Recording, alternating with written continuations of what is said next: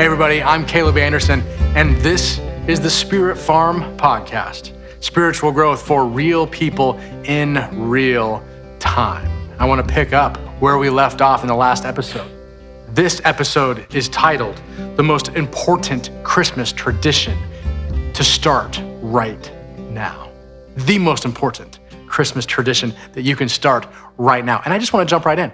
I just want to get right to it, not draw this out any further. What I'm not going to talk about is buying pajamas for your whole family to share that you look the same, matching pajamas, although that's a great idea. My wife does that. It's wonderful. I endorse it. What I'm not going to talk about is leaving the country for Christmas.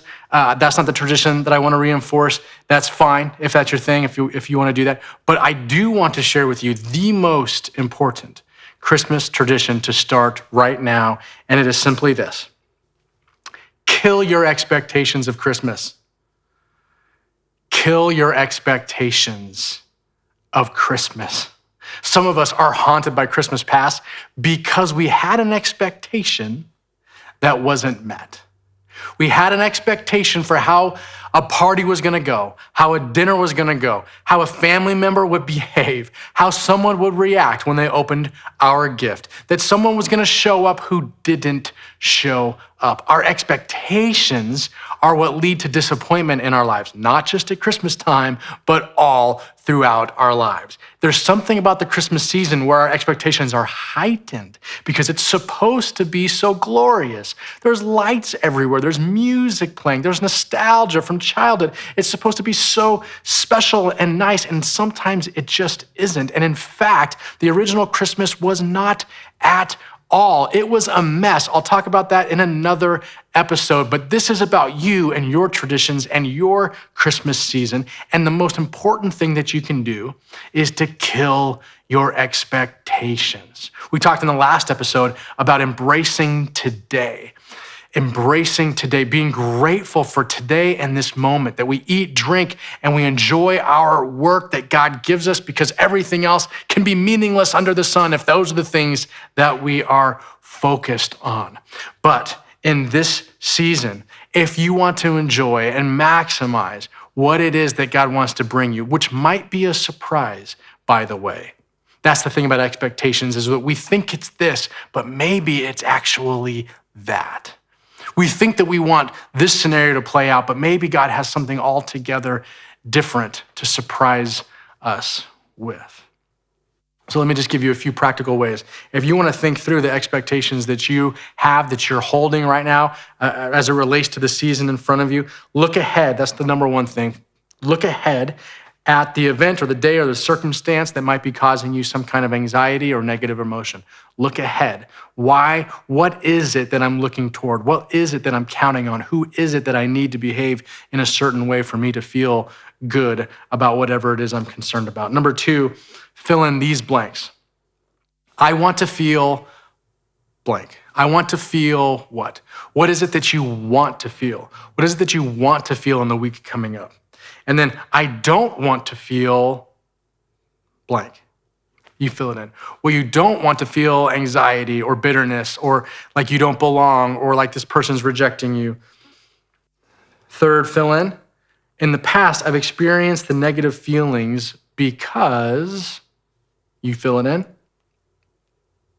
So I'm going to change my expectation of whom or what. In the past, I had this, and so I'm going to change my expectation of, think it through, fill in that blank. Finally, instead of needing blank, I'm going to choose to what? Instead of needing this, I'm going to choose to, let me play that out with an actual example. I have a friend who's very sensitive about his birthday.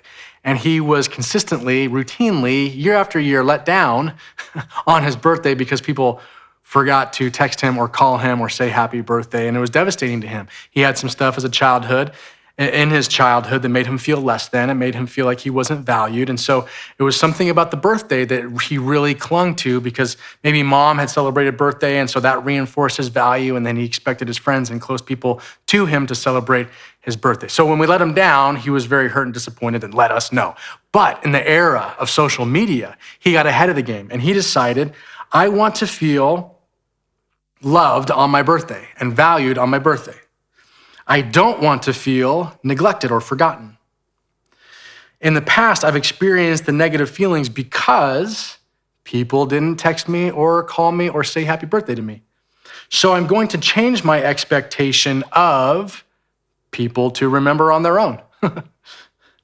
Instead of needing people to remember to text me or call me or reach out to me, I'm going to choose to do a big post at the morning of my birthday and let everyone know it's my birthday. And then they know, and they can post or they can call or they can text because now they know. So that simple tweak that he made, that simple shift by changing the expectation and putting it on them to putting it on himself, okay, I'll take the initiative, I'll invite it, has made the world of difference for my friend. And it's a simple thing that can make the world of difference to you as you look at this season. So remember, the number one most important tradition to start this Christmas season and right now is to kill your expectations.